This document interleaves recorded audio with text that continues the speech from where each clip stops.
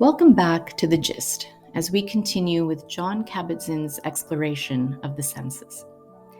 He talks about taste as fundamental to our survival. Outside of breathing, eating and drinking are essential to our existence. Our ancestors used a keenly developed sense of taste to forage for food. As humans discovered agriculture, the art and science of cooking grew over centuries into the incredible array of flavors and varieties of food in global cuisine today.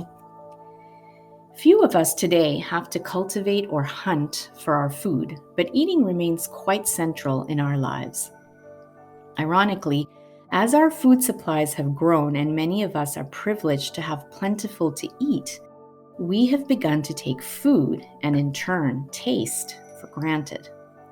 We're no longer just eating for sustenance, but to meet other needs like social bonding over food, eating for pleasure, and overeating as a way to deal with negative emotions. In Coming to Our Senses, John describes one particular meal of cilantro fish curry and rice that was intensely flavorful and memorable, bite after bite. And yet, he couldn't fully communicate this taste experience to anyone else, not even his wife, who was enjoying a different meal. Taste is perhaps the sense that is most difficult for us to convey through words. Another person can only truly understand our experience by sharing a bite of what we're eating.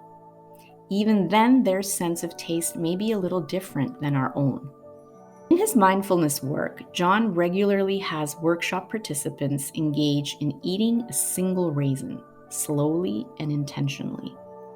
He asks them to hold it in their mouths for a long time, feeling the texture with their tongues, tasting the flavor when they first start eating, noticing how it changes as they consume the raisin. This might seem a little silly to undertake, but it brings to light how little attention we normally pay to what we're eating. Instead of enjoying the richness of food, we might hurriedly scarf down meals, often standing and eating, or even in transit on a bus, or nibbling as we drive. While this may be unavoidable at times, how would our experience of eating and tasting be different if we took our time? Perhaps we would take the time to prepare a flavorful breakfast and start our day feeling nourished, aware of what we're putting into our bodies. What if we used our lunches and dinners as opportunities to truly step away from our tightly controlled schedules, to reconnect with our food and with the people or pets who might accompany us as we eat? Might meals be a time to pause in our hectic days and remind us of the importance of living life as a sensory experience?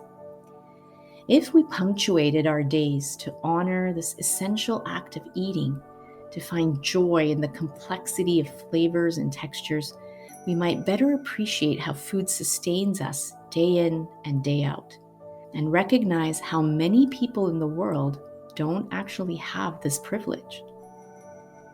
There are still so many parts of the world where people struggle to get enough food for themselves and their families. And yet in other parts of the world, food is so abundant, we rarely even think of not having access to it. So this almost dims our appreciation of this great resource and can result in tremendously wasteful behaviors. Easy access to food and the low cost of unhealthy food together contribute to the health issues we see today, especially in the West, such as obesity, heart disease, and diabetes. And emotional eating has also become more common, particularly in countries with little food scarcity and an overemphasis on convenient, highly processed foods. John invites us to eat mindfully and notice how, after the first few bites of a favorite food, we might actually feel satisfied, but we keep eating out of habit or to feed an emotional craving or simply to relieve our boredom. A wonderful way to become more mindful about eating is to become more engaged in selecting and preparing the food we eat. The closer we feel to our food, the more likely we are to enjoy and savor it. While cooking can be daunting to many people, The process of choosing ingredients, putting together a meal, serving and sharing it can create a love and respect of food in a way that fast food or frozen meals cannot. Especially for children, being engaged in cooking from their early years can set them on a lifelong path of healthy eating. So this week, let's enjoy our sense of taste, for it's the doorway to nourishing our bodies, our minds, and our relationships. Let's pause and really relish the nuanced flavors in our meals. We can take a bite, put down our cutlery, and chew slowly before taking the next one, noticing the savory and the sweet, the tart and the bitter, the texture and the temperature that can all come together and heighten the pleasure of eating. The whole experience can be magical if we don't rush through it and take it for granted. So bon appétit, and we'll see you next week as we continue to explore our senses.